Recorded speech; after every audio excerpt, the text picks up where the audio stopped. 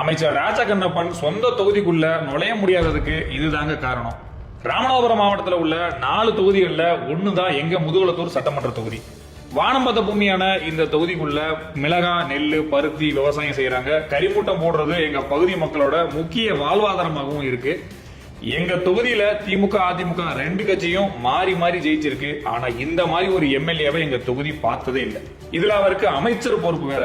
2021 தேர்தலில் திமுக சார்பில் போட்டியிட்டு வெற்றி பெற்றவர் ராஜா கண்ணப்பன். அவர் பழம்பெரும் அரசியல்வாதி மட்டும் இல்ல, பழம்பெரும் ஊழல்வாதி அப்படின்னு எல்லாருக்குமே தெரியும். அரசு அலுவலர்கள் சரியா மிரட்டப்படுகிறார்கள். இங்கே முத்திர ஐயப்பன் கோயில் சம்பந்தமாக நீதிமன்ற உத்தரவு வாங்கி வச்சிருக்கோம். பேரூராட்சி கடைகள் சம்பந்தமாக நீதிமன்ற உத்தரவு வாங்கி வச்சிருக்கோம். அது எல்லா விஷயத்திலையுமே அமைச்சர் தலையீடு இருக்குது. இதனால் அமைச்சர் மிகவும் எதுவாக இருந்தாலும் சரி டைரக்டாக மிரட்டப்படுறாரு அதிகாரிகளை. இதனால தொகுதி மக்கள் அதிருப்தியில் இருக்காங்க. இப்போ வனம் மற்றும் கதர்துறை அமைச்சராக இருக்கிற எங்க எம்எல்ஏ ராஜா கண்ணப்பன் கொடுத்த வாக்குறுதியில 90% வாக்குறுதியை இப்போ வரைக்கும் நிறைவேற்றல.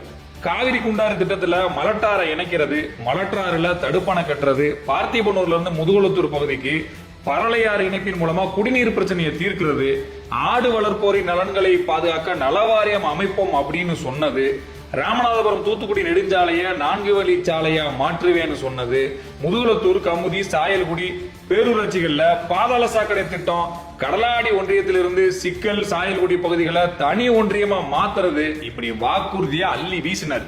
இப்படி கஞ்சா கருப்பு மாதிரி டப்பால ஆத்து தண்ணியை கொண்டு வந்து இணைச்சாலும் பரவாயில்ல, தொகுதி பக்கம் வாங்கன்னு சொன்னா மக்கள்லாம் கடுப்புல இருக்காங்க. தொகுதி பக்கம் வந்துடாதீங்கன்னு கட்சிக்காரனுங்க சொன்னதை நம்பி போன் பண்ணா கூட எடுக்க மாட்டாரு.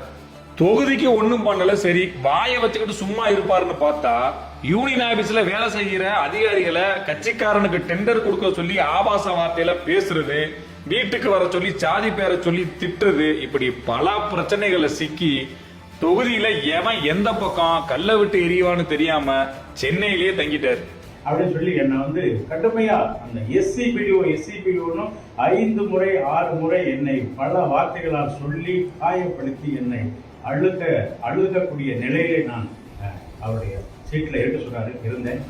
சரி, கட்சிக்காரனை கூட்டிட்டு தொகுதிக்குள்ள வரலாம்னு பார்த்தாரு. அங்கேயும் திமுக மாவட்ட செயலாளரே முட்டுக்கட்டையா இருக்காரு.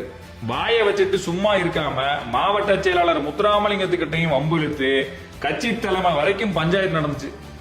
அந்த ஆளு எப்படியோ போகட்டும், ஆட்சியே முடிய போகுது. இப்போ எங்க தொகுதிக்கு கொடுத்த வாக்குறுதிய நிறைவேற்றாத இந்த மானங்கட்ட ராஜகண்ணப்பனை திட்டுறதா, இல்ல 2026 தேர்தல்ல இதே வாக்குறுதியை சொல்லி எங்க கிட்ட ஓட்டு கேட்க வரலாம்னு இருக்கிற திமுக வேட்பாளரை கல்ல விட்டு எரியறதான்னு தெரியல.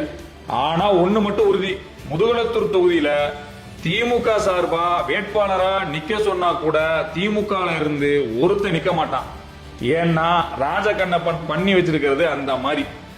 இருக்கிற கடுப்புல கோவத்தை யாருக்கிட்ட காட்டுறதுன்னு தெரியாம மக்கள்லாம் கொந்தளிச்சு போயிருக்காங்க. அப்படியே வெளியூர்காரனை கொண்டு வந்து நிக்க வச்சாலும் அதுக்கு திமுக தலைமை தான் பொறுப்பு.